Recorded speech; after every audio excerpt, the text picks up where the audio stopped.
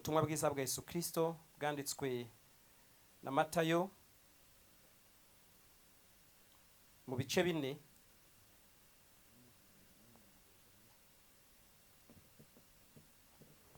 Ibice 4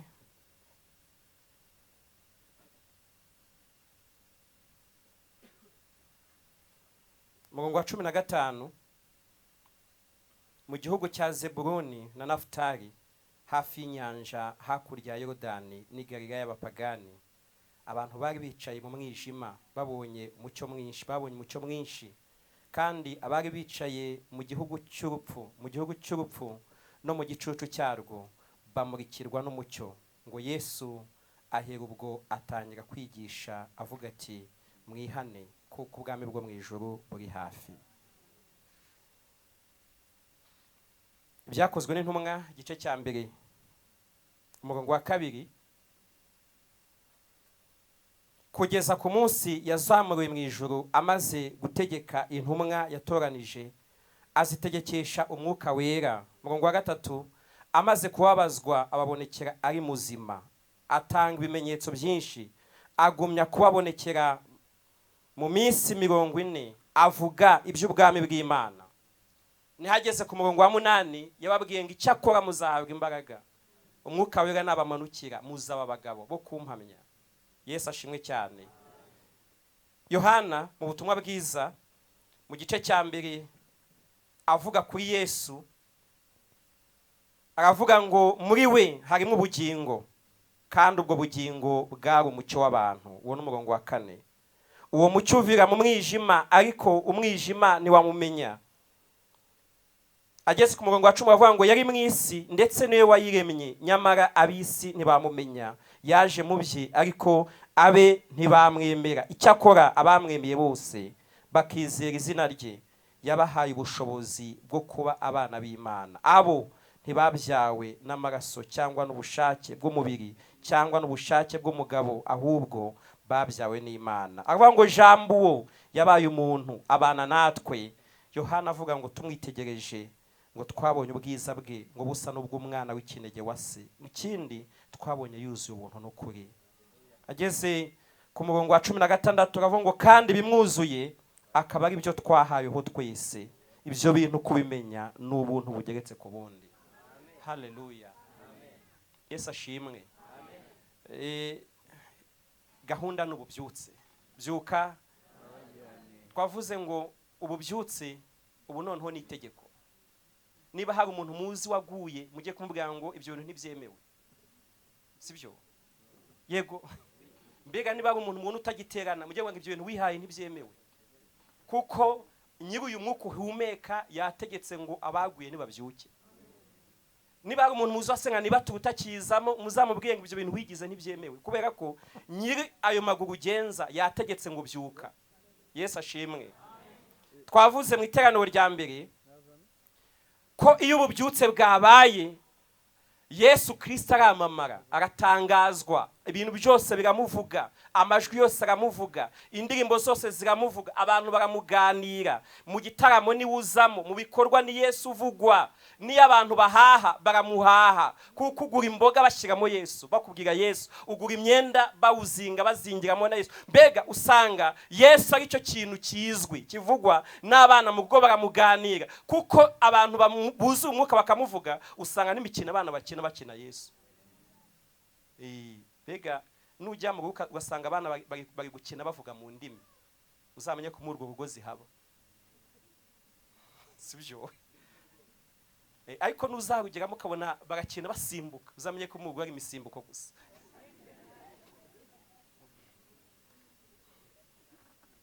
Mbega iyo ububyutse bwaje, ibintu byose iyo ubyitegereje ubirebye ubona Kristo, uramubona. Ni abantu bagenda mu nzira batavuze uramwumva, uramubona. Ibintu byose byuzura Yesu, maze Yesu akamamara, Yesu akavugwa, Yesu akamenyekana. Noneho bigatuma abantu bose bagira inzara n'inyota byo kujya gushaka ahantu hari. Mu butayu ahantu hari amazi, ibintu byose birahakurikira bikajya kuhashaka. Niyo mpamvu iyo ahantu habaye ububyutse, iyo seje mu bagize ububyutse, bitavuze ngo umuntu atuye mu majyepfo aza guteranira sejemu. Kubera iki? Abantu baza gushaka aho buri. Yesu ashimwe cyane. Iyo ububyutse bwaje rero, icyo iri teraniro rya gatatu tugiye kuvuga, iyo ububyutse bwaje, abantu buzura ibintu byuzuye Yesu. Yohana yaravuze ngo twaramwitegereje, twaramubonye, twabanye nawe, mu gihe twabanye nawe cyose yari yuzuye ubuntu kandi yari yuzuye n'ukuri. Uyu Yesu twaramubonye, tubona yuzuye ubugingo bwari muri be. Iyo wahuraga nawe warabubonaga. Mbega iyo wahuraga nawe ubugingo bwari muri we. Kandi ikindi ngo yari umucyo, iyo wagendanaga nawe wavaga mu mwijima. Yohana aravuga ngo uyu naramubonye, nagendanye nawe. Aravuga ibintu rero byari bimwuzuye ni ubuntu n'ukuri. Kandi aravuga ngo abantu bamwemeye ibintu bimwuzuye nibyo yabahaye. Ibimwuzuye. Haleluya. Mbega nusanga umuntu uri umunyamagambo uzavuga ngo Yesu ntiyagira. Uzavuga ngo ibyo bintu buzuye si Yesu bitanga. Nubona umuntu ari umusambanyi, ari umunyentamba, uzamubwira ngo ibyo bintu bikuzuye. Yesu ntiyabigiraga. Therefore ibikuzuye si iby'ijuru, kuko Yesu yavuye mu ijuru atuzanira ibyaho abana natwe arabiduha kugira ngo nituzamuka tugiyeyo. Haleluya. Nituzamuka tugiye mu ijuru bazarebe ko dufite ibyaho. Ibintu bimwuzuye rero, iyo usomye mu byanditswe ukabona ibyo Yesu yabayemo n'ibyo yakoze n'inyigisho yigishije, ibintu yigishije kurenza ibindi byose, yavuze ubwami bw'Imana. Icyigisho yigishije bwa mbere akimara kubatizwa, ijuru rimuhamije, akiva kugeragezwa, ngo yaratangaje ngo abantu bari mu mwijima mwinshi bavirwa n'umucyo. None arabatangariza arababwira ngo nimwihane kuko ubwami bwo mu ijuru buraje. Yesu ashimwe. Ngo noneho nusoma ibyanditswe urasanga inyigisho za Yesu ziri mu bwami bw'Imana, ziri mu bwami bw'Imana. Ngagiye no gutandukana nabo mu minsi 40 amaze kuzuka, niko twasomye mu byakozwe n'intumwa, ngamaze kubabazwa, ngabonekera ari muzima, ngatanga ibimenyetso byinshi, agumya kubabonekera mu minsi 40. Avuga iki? Avuga iki? Ngavuga iki? Iyo muteranye muvuga iki? Iyo muteranye muvuga iki? Ntimuvuga ibintu byanyu byahombye. Ubwami bw'Imana ntabwo bwahombye, buracyunguka. Yesu ashimwe. Mu bintu byanejeje muri iyi minsi, bira mu bintu ndebaho muri ino terero buri cyumweru mbaza, mba ndi kubaza niba twungutse. Kuno kwezi kwa munani nari ndi guteranya ndeba raporo zose, kuno kwezi kwa munani mu ijuru barungutse, kuko abantu bakijijwe muri kuno kwezi kwa munani ni 39,194. Abantu budufite bari kwiga inyigisho z'umubatizo ni 143,712. Murumva mu ijuru bari kunguka. Noneho buya mwabaririmbye mwe, iyo mwambaye uniforme mukaza mukabyina, burya ikivamo si ibyuya, havamo ubugingo bw'abantu. Yesu ashimwe. Iyo mwabyutse muri nibature, hari gahunda nakunze hano, nagiye mu gitoro rimwe ndisuye, sanga bafite gahunda ivuga ngo nturara utahageze. Bavuga ngo nturara utageze ku rusengero. Hano sejemu rero gahunda mwihaya twarakenyeye, bose narayikuze. Abantu babashyitsi mutazi bya sejemu barakenyeye. Bega abantu bakenyera saa 10 za mu gitondo bakambara karavati n'umukenyero. Bega abantu barakenyeye. Kandi baje mu rusengero. Iyo mwakenyeye havamo ubugingo bw'abantu. Yesu ashimwe. Ngamara iyo minsi avuga iby'ubwami. Rero impamvu dukeneye kuzurwa n'iby'ubwami bw'Imana nibyo byari byuzuye Yesu. Kandi asubiye mu ijuru, nicyo kintu yatubwiye gukomeza kubwira abantu no kwamamaza no gutangaza inkuru z'iby'ubwami bw'Imana. Niyo mpamvu ikizababwira ko mu itoro haje ububyutse, abantu bakunda kuvuga iby'ubwami bw'Imana. Bakunda kuvuga ubwami bw'Imana, bakumva bagashaka kubujyamo, abantu bumva bakumbura ijuru, bumva babwira abantu ibya Yesu uzabatuza mu bwami bw'iteka ryose. Uyu mwanya ndashaka kuvuga ku mahame 12 y'ubwami bw'Imana. Ihame rya mbere Yesu yararivuze, niryo yahereho yigisha, nuko ubwami bw'Imana kubujyamo bisaba kwihana ibyaha. Atanga itangazo rivuga ngo ubwami bw'Imana bwaje. Itangazo yahaye abantu yarabwiye ngo nuko ni mwihane. Na niyo mpamvu yabwiye itorero abwira abigishwa arabwira ngo ubutumwa bwiza bwo kwihana ibyaha no kubabarirwa bukwiye gukomeza kubwirwa abantu ko mu izina rya Yesu bakwiye kwihana bakubarirwa ibyaha. Bene data baririmbyi bavuga ubutumwa bwiza tubwira abantu niba butabahamagarira kwihana ngo bamenye Kristo, ubwo butumwa ntabwo bwavuye kuri we. Ubutumwa bwiza icyambere bukwiye gutuma abantu bihana bakava mu byaha. Niyo mpamvu babwiye ubwami bw'Imana yababwiye ko ihame rya mbere kugira ngo abantu babubone nuko bihana. Umwuka wera amanutse, intumwa zuzuye umwuka wera ya mu byakozwe n'intumwa ngo bakoze igiterane babwira abantu ibya Yesu. Babwiye abantu ibya Yesu ngo abantu baraza ari benshi. Barangije babaza ikibazo baravuga ngo twe tubigenze gute? Maze Petero aratangaza ngo nta yindi nzira, ni mwihana ibyaha byanyu mubabarirwe nibwo ibihe byo guhembuka biza namwe murahabwa impano y'umwuka wera. Ubundi buryo bwose abantu bacamo bashaka ububyutse batari kwihana, ubwo bubyutse si ubwavuye kwa Yesu, ubwavuye mu ijuru bwatanze itangazo ko babanza bakihana. Yego babanza bagire gute? Babanze bihane, kuko Yesu yabwiye ngo nuko rero mwihana ibyaha kugira ngo mubone ubwami bw'Imana. Na niyo mpamvu ntanga itangazo muri giteraniro, umuntu wese wakubwiye ngo nukora ibyaha ntacyo uzaba yarakubeshye. Iryo nijwi Satani yabwije Adamu na Eva ngo nimukirya ntacyo muzaba. Nyamara abanyabyaha byaha birica. Byaha bigira gute? Wakubwiye ngo komeza ube mu rusengero, ube mu murimo, komeza uterane, ngo nuterana kenshi ntacyo uzaba. Oya, guterana ntabwo bikingura umuryango w'ubwami bw'Imana. Icyo ukingura nukemera ukihana. Haleluya.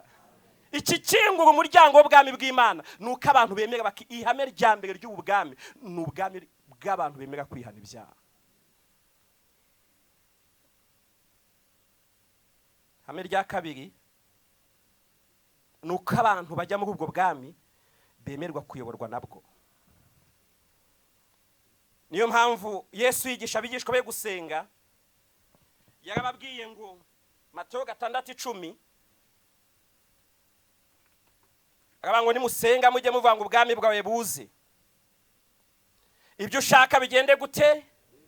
Bibeho mu isi nk'uko bibaho mu ijuru. Rero abantu bajya muri ubu bwami mu kintu bahamagariwe birasaba ko bumvira ijwi ry'Imana, kuryumva, kugendana naryo umwanya ku wundi. Ntabwo ari ibyo dushaka, ni ibyo mu ijuru bashaka. Ntabwo ari ibyo ukunda, ni ibyo mu ijuru bakunda. Ubu bwami bw'Imana rero ni ubwami buhamagara abantu bukababwira ngo nimwumve ibyo mu ijuru bashaka. Ibintu utunze, ibyo ubamo, ibyo ukora, niba uzi ko bihabanye n'ubwami bw'Imana, kujya muri ubu bwami ni ugufata icyemezo cyo guhitamo ibyo mu ijuru bashaka. Haleluya. Ihame rya gatatu nuko ari ubwami bukwiye gushyirwa imbere y'ibindi bintu byose. Bega ni ubwami abantu bakwiye gushaka kurenza uko bashaka ibindi bintu byose. Na niyo mpamvu muri Matayo 6:33 yaravuze ngo ahubwo mubanze mushake ubwami bw'Imana no gukiranuka kwayo, nibwo ibindi byose muzabyongererwa. Bega ni ubwami dukwiye kumva ko dushaka kurenza ibindi bintu byose, kuko ubugingo ntabwo buri mu bintu, buri muri ubu bwami. Ntabwo buri mu myambaro, ntiburi mu kazi, ntiburi mu mushahara duhembwa. Ubugingo buruta byose. Iyo dufite ubu bugingo tububoneramo byose. Ikibazo iyo tudafite inzara n'inyota y'ubu bwami tubanza gushaka ibindi. Mbega tubanza gushaka ibindi ni nko kubona umuntu ashaka guhera ku nyongezo. Kuko mubanze mushake ubwami bw'Imana no kugira gute? Nibwo ibindi byose. Abantu basejemu, abantu mwateranye muri rino terane, ufite ibyifuzo byinshi, ariko muri ibyo byifuzo banza ushake ubwami bw'Imana. Uzi impamvu? Nuko ibintu byose ushaka isi izarangira igifite kwifuza, kandi ibintu byose ushaka biracuya. Ikintu wabona kidacuya n'ubugingo. Ibintu byose ushaka, imyenda myiza iracuya, yego, amazu meza aracuya. Bega ibintu byose ushaka bicuya. Ibintu byose ushaka bigira agaciro utarabibona. Ikintu gihorana agaciro n'ubugingo. n'ubwami. Mbega ibintu byose wibuka aho ushaka biryohera umuntu utarabibona, si byose? Ibintu byose ushaka, ibintu byuka ushaka, uzarebe waguze umwenda mwiza mushyashya, wambara rimwe kabiri gatatu wumva uberewe, bwa kane ukajya ubona haje yindi, si byose? Iyo ufite icyifuzo cy'inzu uragisengera, ukajya mu mazi no mu rutare, wamara kuyubaka hashira umwaka ukajya ubona n'inyakatsi izazamutse nyuma zo n'amazu. Iyo utariga ubona abantu biza igitangaza, ariko urarangiza ukajya ubona ikibazo ari ubushomeri. Mbega ibintu byose ushaka biryoha utarabigira, ariko ikintu gihorana icyanga. Haleluya. Muzi impamvu? Nuko ijuru ryapfunyitsemo ibyiza byose n'ubugingo. Na niyo mpamvu Yesu yakubwiye ngo ibintu ushaka uzabibona, nubibona ntumenye ko wabibonye uhora ubyibukaho, ariko nubona ubugingo uzanyurwa. Ibintu ushaka uzasanga impamvu udashima si uko ntabyo wabonye, nuko igihe cyose utajya ureba ibyo wabonye ubona ibyo utarabona gusa. Uzasanga ibyo utunze abantu benshi babisengera, yego ibyo ugira hari abantu babisengera.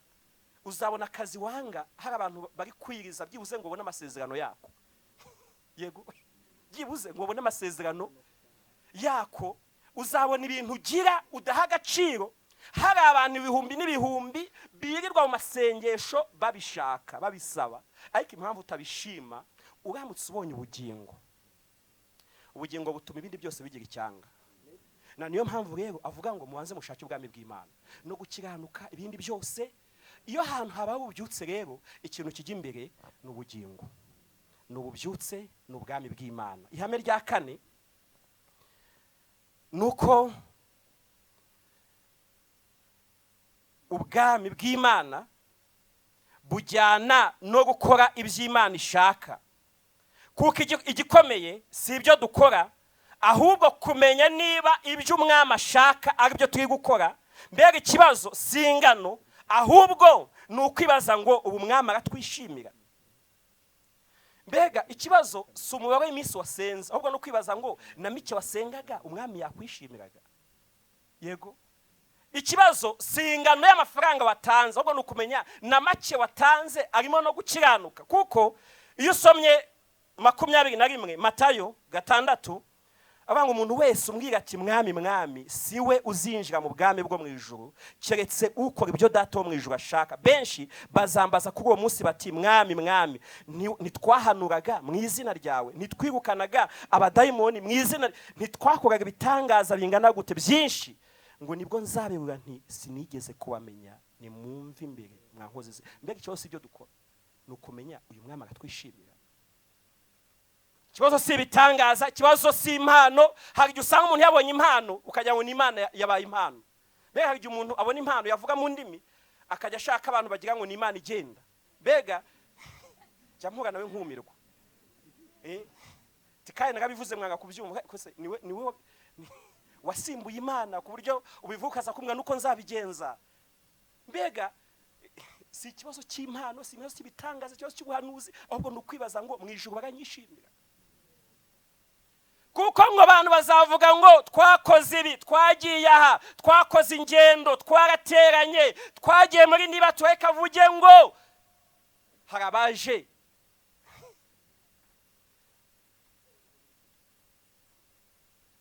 Hame rya gatanu ni ubwami burya bw'abantu bose babwemeye, yaba bakomeye, yaba boroheje, ababembe, yaba abasigajwe inyuma, yaba abagufi, abarebare. Nakunze Yesu. Mbega buriya uburyo abantu bayubakayo usanga abantu bafite intera bagenda babanamo, ariko nakunze Yesu uburyo asora abantu muri etaje, akamanuka n'ahantu mu kabande hamwe hatari umuhanda bakatakata, agasangamwe abantu ati bana bangiye timeje kubaka uko mumerewe. Mbega abantu batagusura n'ahandi n'abantu hari igihe wisanga bagiye kuba ahantu ku buryo nyantu bavuga ngo tuzagusura, babwira ati muri iyi minsi simpari. Bati muri iyi minsi simpari rero nzabaha gahunda kuko ufite isoni zaho bagusanga, ariko aho hantu Yesu ajya hagusanga.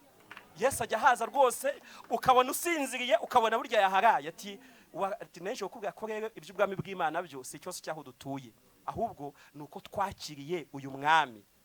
Ni umwami ubana n'abantu bose bamwemeye. Ni umwami ubana n'abakomeye, akabana n'aboroheje, akabana n'abana batoya, akabana n'abakuru. Iyo usomye muri Matayo ugasanga mu bice 8, ugasanga umurongo wa 2 ngo maze haza umubembe, ngaramwegera aramupfukamira aramubwira ati mwami wankiza. Umurongo wa 8 ngo umutwara abasirikare nawe ngaramusanga amwe ati mwami ntibikwiye ko winjira mu nzu yanjye, ahubwo tegeka gusa umugaragu wanjye arakira. Mbega ari umutwara abasirikare araza, ari umubembe, ari uworoheje, umuntu wese. Ubu bwami nubwo abantu bose babwizera, si ikibazo cy'imyaka, si ubukuru, si imyaka tumaze mu itorero. Mbega ubu bwami umuntu wese wemeye kubwakira arabubona. Hari korali nabagamo, noneho yari nini rwose bihagije. Noneho hari umuhungu nibuka yakunda kumbwira kagufiriye yabaye ngo ni mugufi, ava no muryango uciye bugufi.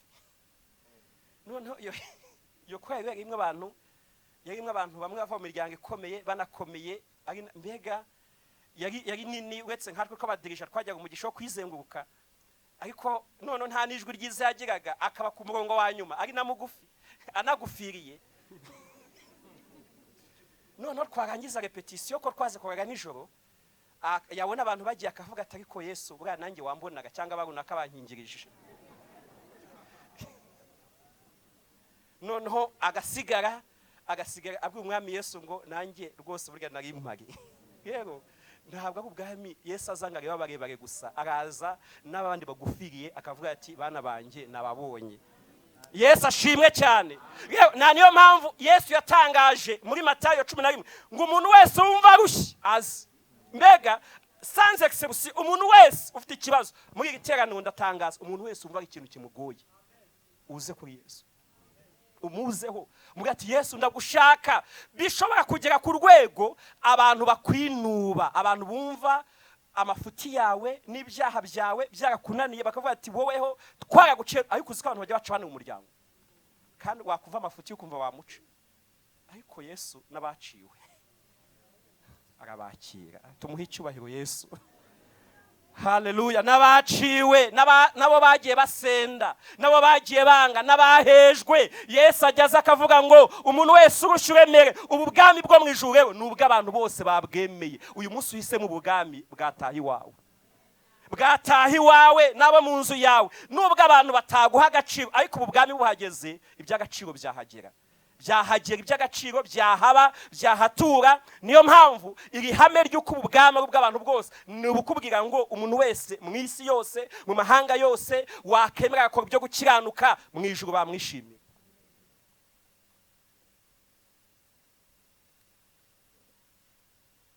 Cya gatandatu nuko ubwami bwo mu ijuru burahenze. Mbega burahenze ku buryo umuntu yakemera gutakaza ibindi bintu byose kugira ngo abubone, kandi twakemera gutanga ibintu byose dutunze. Siro wabo buriya muzemere kuba mwatanga ibintu byose, mube mwagiye ahantu abantu batajya, mugiye gushaka y'umuntu.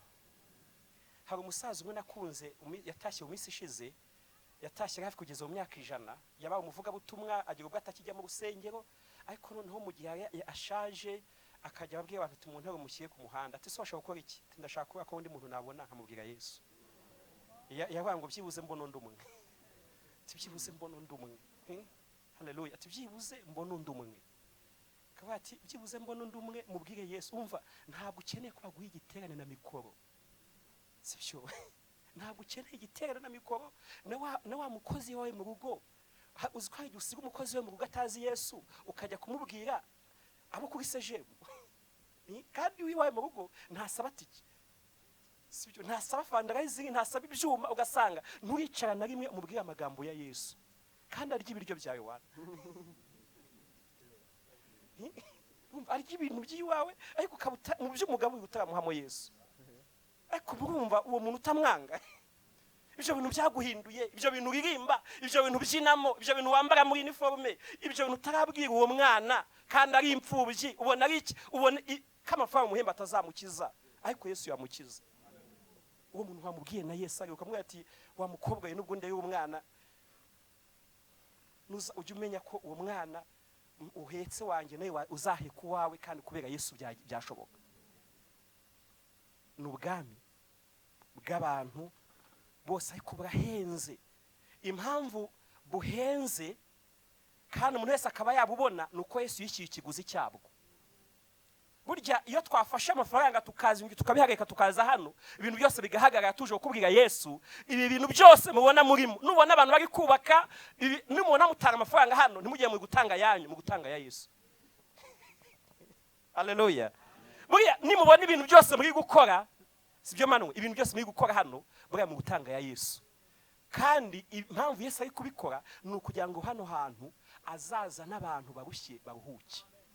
Yesu ashimwe, baruhuke, nimukomeze mwubake, Yesu abona ahantu aruhurira abantu.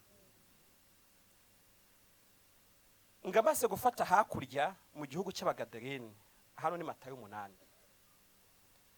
Mbega Matayo 8 nkasomye, nibwo mbona uburyo Yesu azi ko ubwami bwo mu ijuru buhenze, ariko ikindi nkanabona uburyo niyo nama ya mbere nabonye yansekeje, yanambabaje, kuko niyo nama mbona abantu bakoze inama bakirukana Yesu. Bakafata Yesu turakwirukanye. Uzi ikintu cyari kibaye mu bice 8 bya Matayo kuri 29 28 ngo hari abantu batewe n'abadayimoni bava mu mva, ngo bari abasazi cyane bituma ari nta muntu utinyuka kunyura muri iyo nzira. Barataka cyane bati, data duhuriye he, mwana w'Imana? Mbese uje hano kutwica urupfu n'agashinyaguro igihe cyacu kitaragera? Ngo hirya yabo ngo hari umugana w'ingurube nyinshi zirisha, ngo abadayimoni bazibonye baramwinginga bati, nutwirukana utwohereze muri uriya mugana w'ingurube. Arabasubiza ati, nimugende. Bavayo baragenda bajya muri izo ngurube, umugana wose wirukira ku gacuri, zisuka mu nyanja zipfira mu mazi. Ngo abungeri bazo barahunga, ngo binjiye mu mudugudu bavuga ibyo babonye byose n'ibyabari batewe n'abadayimoni bakize barabivuga. Ngo abo muri uwo mudugudu ngo bose bajya gusanganira Yesu, bamubonye baramwinginga ngo nave mu gihugu cyabo. Nubwo abantu bakize abadayimoni, ariko baramwirukana kubera iki? Yakoze ku ngurube zabo.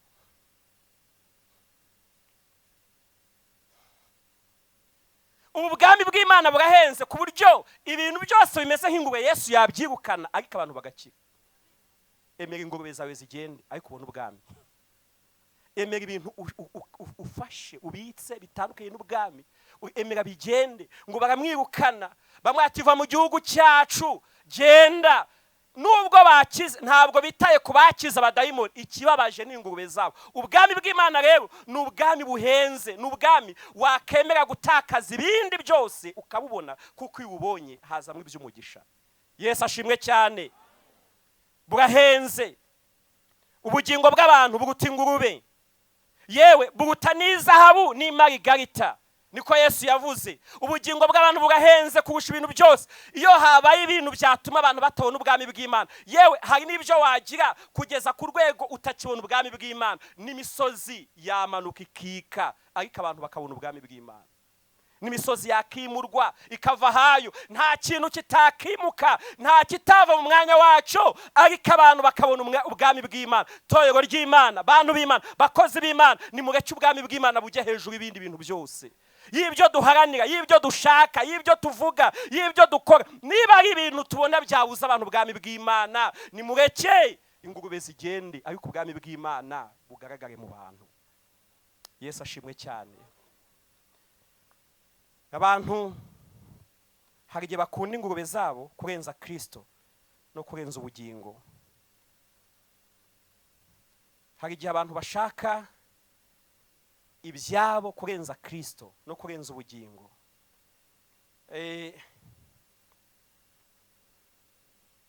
Negeze njya mu giterane, none icyo giterane cyari cy'iminsi 2 ahantu hatari muri Kigali.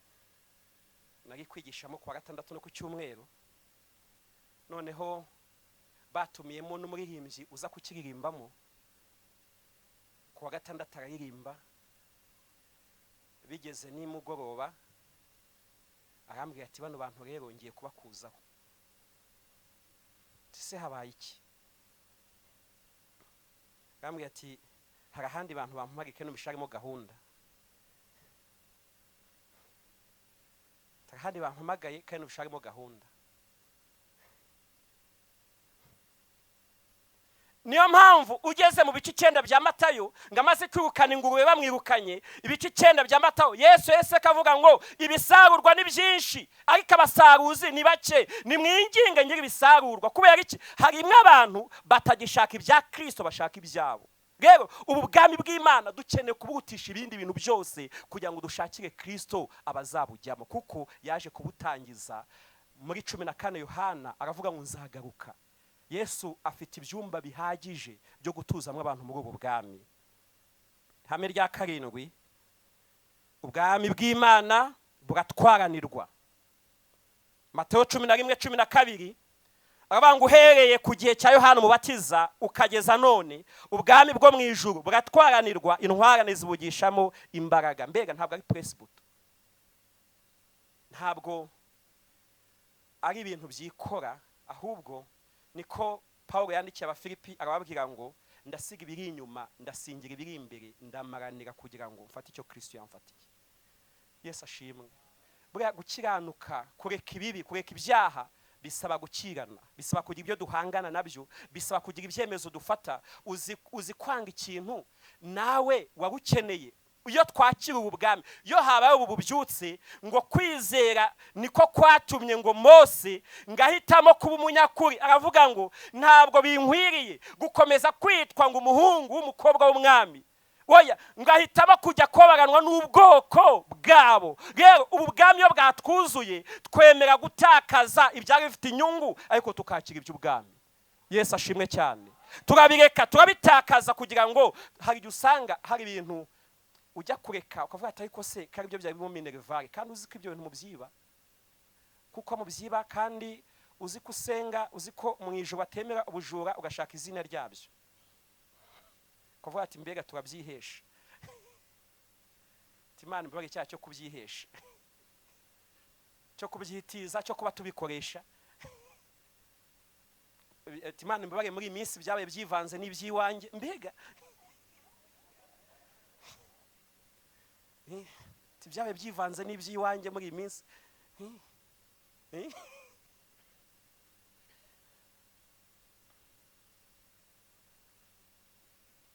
Cya 8, ubu bwami bwo mu ijuru bufite imbaraga zihindura. Yesu ashimwe. Aba bantu mubona bari hano abenshi ubu bwami bwagiye bubahindura. Bamwe babaga mu kabari, bamwe bari abanyamahane, ari abanyamujinya, bamwe bari ingare, abandi bari abajura, abandi ari abasambanyi. Ariko ubu bwami bufite imbaraga zihindura. Ibintu ubona byakunaniye ubizanire Yesu, nyiri ubu bwami yaguhindura. Matayo ibice 13 ngo yabaciriye umugani ngo ubu bwami bwo mu ijuru ngabanza ngo kubugereranya ngo n'akabuto ka sinapi. Avuga ngo umuntu yakenze ngo akakayo mu murima we, ngo nubwo ari gato hanyuma y'imbuto zose, ariko ngo kajya gakura ngo kakaba igiti kinini cy'inganzamarumbu. Ubu bwami rero ni ubwami bw'imbaraga bukura bukagwira. Umuntu wari umugome, wari umujura, wari mubi, ubu bwami bumugeramo bukagwira. N'ubukibona ibyo bya kera ukajya ubona ubu bwami. Yesu ashimwe cyane. Ngo kandi ikindi ngakageranya ngo n'umusemburo ngo umugore yenze ngakawuhisha mu myaka 3 y'ifu ngo kwegezaho iri busemburwe yose. Nubwo ari umusemburo ngo iyo ugiye muri iriya fu ngo ujyamo, wajyamo ukabutawubona ariko ugahindura ibyo usanze. Ni ubwami bugera hano bukahindura. Ni ubwami bugera mu muntu bukamuhindura. Umuntu akaba yavugaga nabi ariko umugezemo buhindura imvuga yo, ukibaza cyabaye, ukavuga ati uriya muntu rero ubwami bwatashiwe.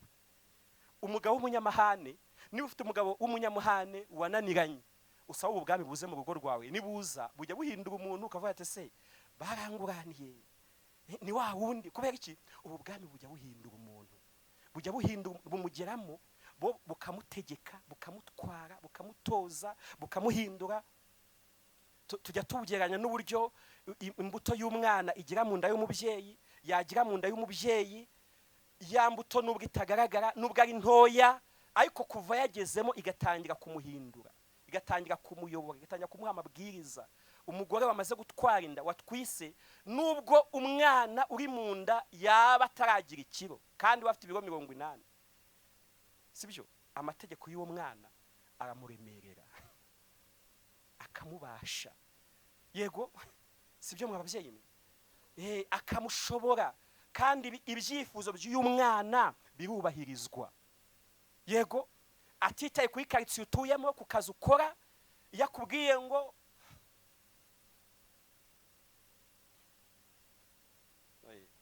nagiye mbona abanyacyubahiro, ariko yamubwira ngo cira, ntavuge ngo nyoboye inama, agatabwira abantu ngo excuse aravuze ngo nincire.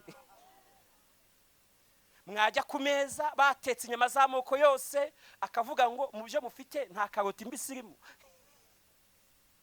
Ubu bwami bugira mu muntu, ni ubwami buhindura, bugira ububasha, bugira imbaraga. Nubona umuntu tumwingira ngo hinduka kanga, burya ntabwo wabwira umugore witwitishije ngo nahurwe.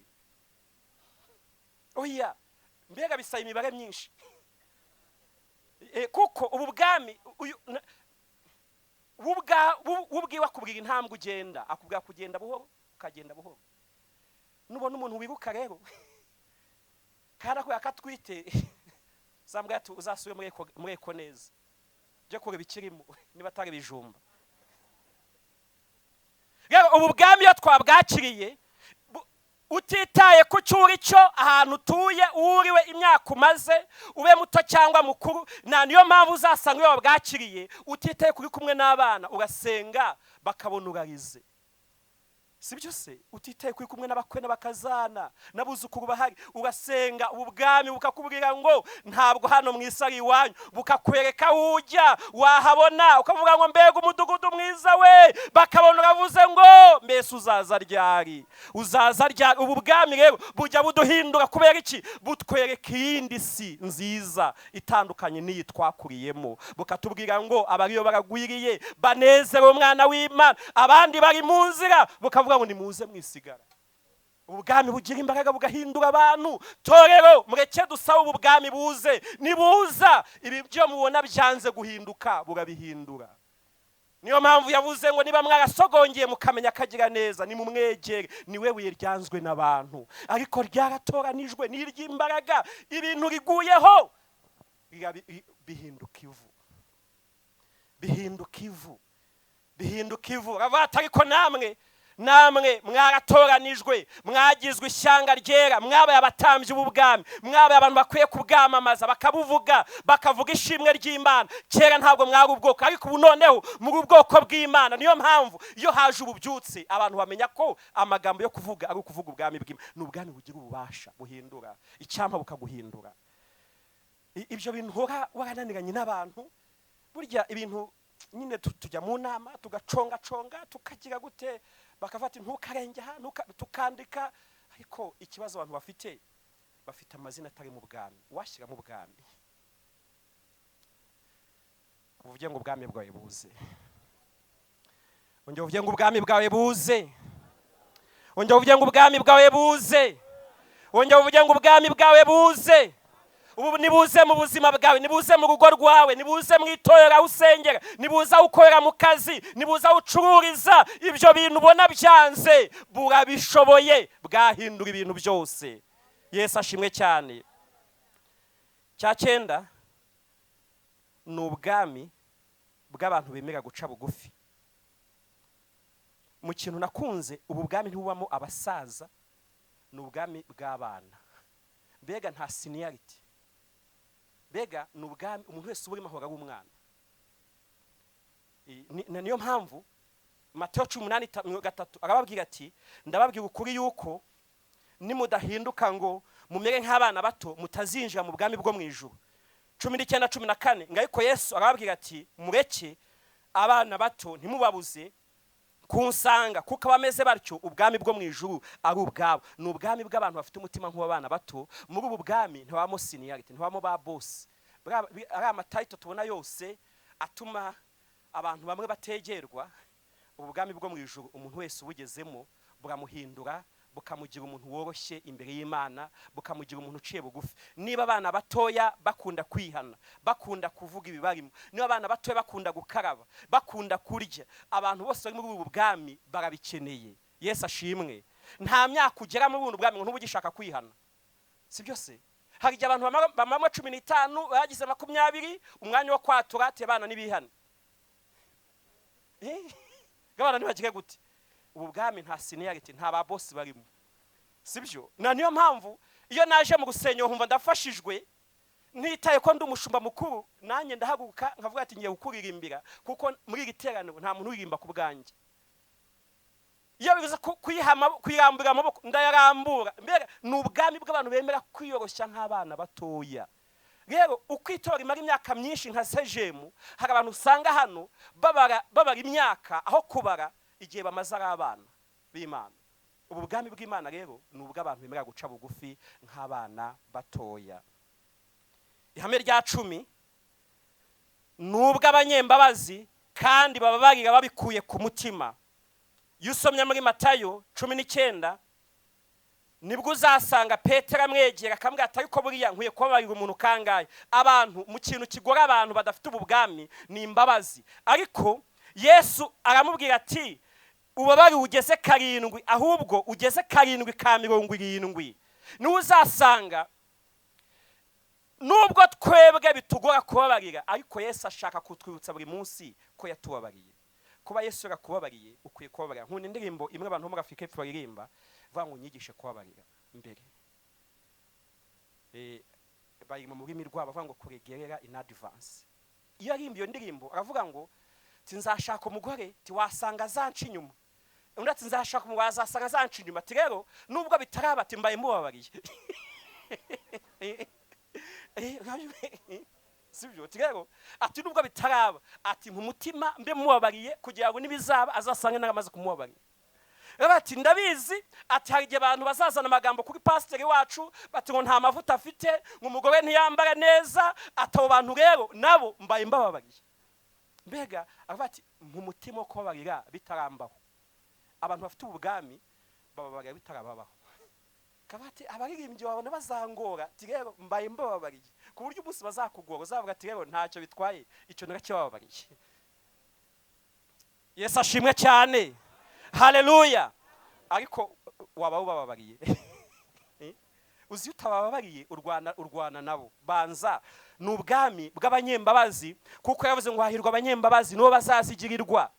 Hahirwa abantu bashaka gukiranuka. Icya 11 twese twahamagariwe gukora tutitaye ku gihe twahamagariwe. Mbega ni ubwami buhemba baje mu gitondo kimwe n'abaje nimugoroba. Narumiwe.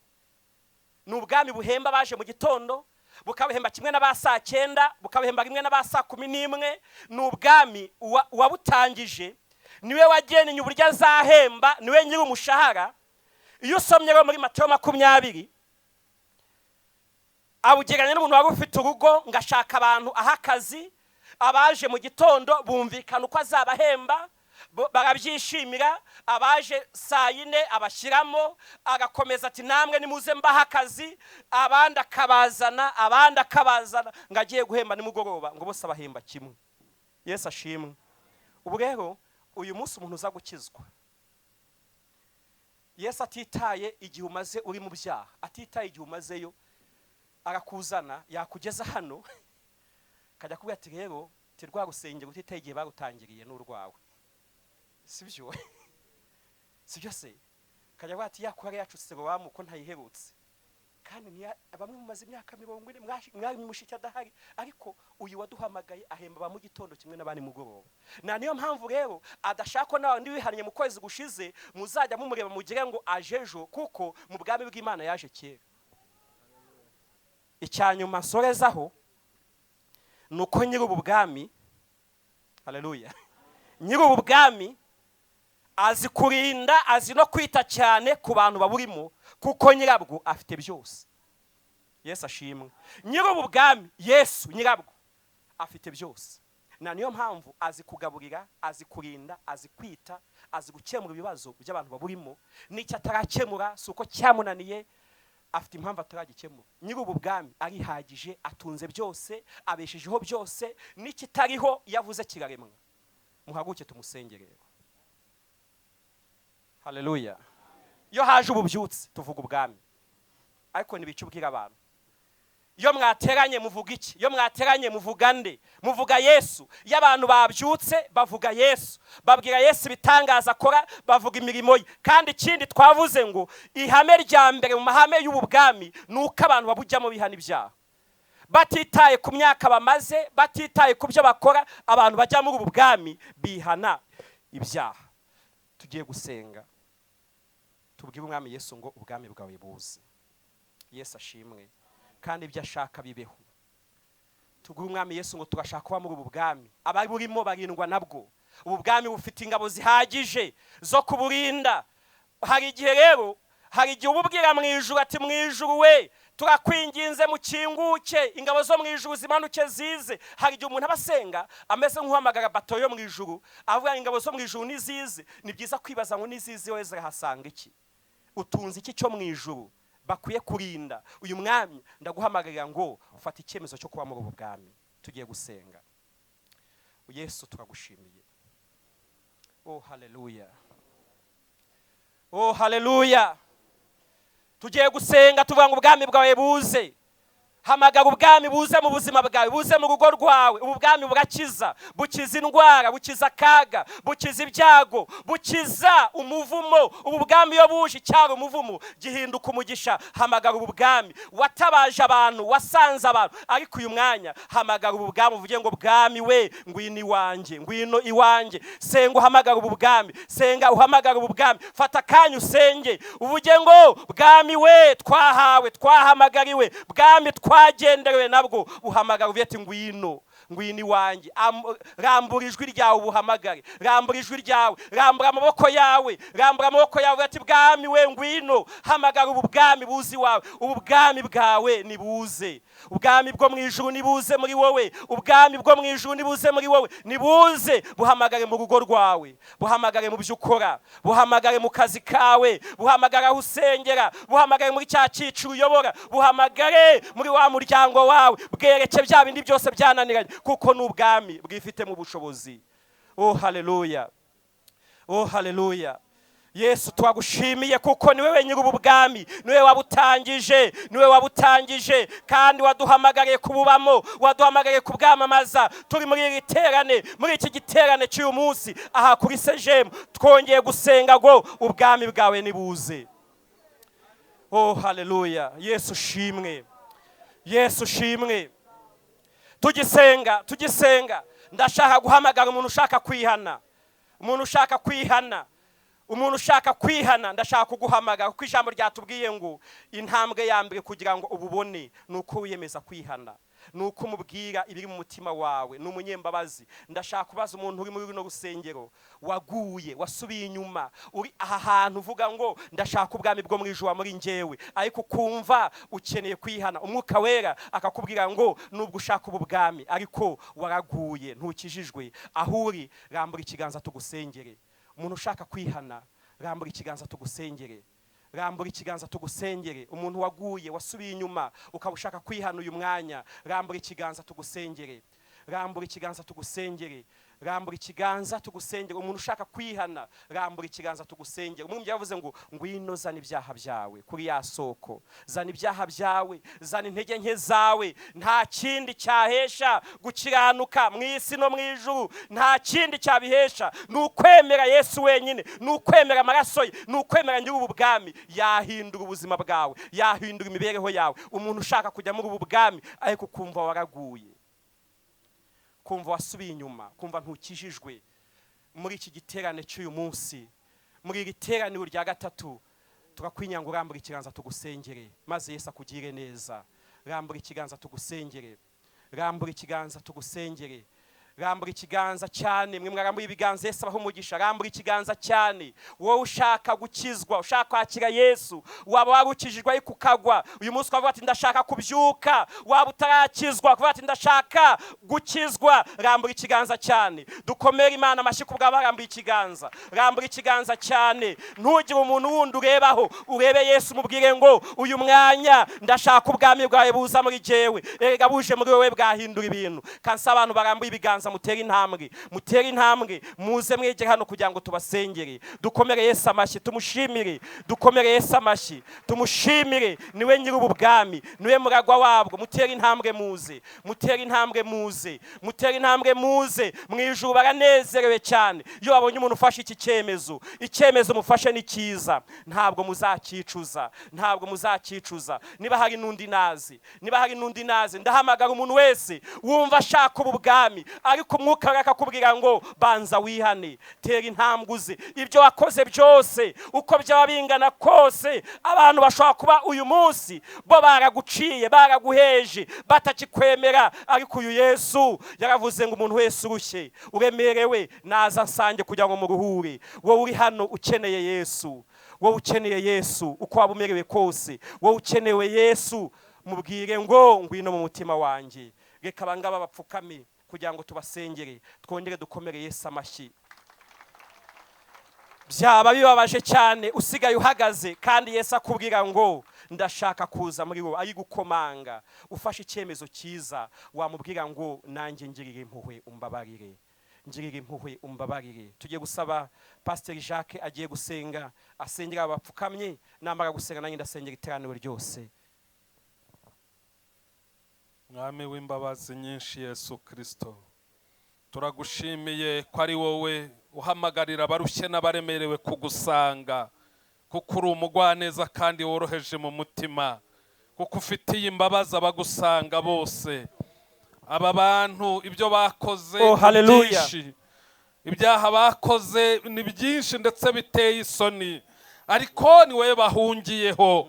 Emera kubababarira, emera kuboza no kubatunganya, bakureho urubanza rw'ibyaha n'imbaraga mbi zabyo, barememo imitima mishya. Andika amazina yabo mu gitabo cy'ubugingo, baha ibyiringiro by'ubugingo buhoraho, kandi ubaha imbaraga zibashoboza kuzinukwa izi nzira babagamo, baguhindukirire, baba bawe by'ukuri. Turabasengeye ngo uhereye none binjire mu muryango w'abana bawe, ubwo urarikira abantu ubwami. Reka ubwami bwawe buze mu mitima yabo, kandi ubwami bwawe buganze, ubwami bwawe bubayobore, ubwami bwawe bubaburindirwemo, babugenderemo, babubemo ku manywa na nijoro. Bahe mwami kujya bahamya iby'ubu bwami, baha imbaraga zihamya ubwami, aho bagenda hose babwira abantu ko bahindutse. Turagushimiye kubyumvise kandi kubikoze mu izina rya Yesu, amen. Yesu tugisenga uyu mwanya twongeye kurambura ibiganza tugushima. Iri teraniro ryose,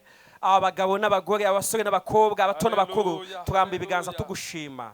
Tugushimira ko ari wowe waje mu isi, tugushimira ko ibikuzuye wabiduhaye, nibikomeze mu buzima bwacu bituyobore. Niyo mpamvu turambuye ibiganza dusabira umugisha iteraniro, dusabira abarwayi ngo nibakire mu izina rya Yesu, abanyantege nke nibakire imbaraga mu izina rya Yesu, abasinzire nibakanguke. Dusabiye iri torero, twatuye ububyutse, twatuye iby'imbaraga, twatuye iby'ubuzima, twatuye ibyagutse mu izina rya Yesu Kristo. Yesu twagushimiye, Yesu tugukomeye amashyi kubw'ibyo ukoze, ko kwagura ubwami bwawe muri twebwe kugira ngo tubwamamaze. Ni mu izina rya Yesu Kristo tubisabye, urakoze.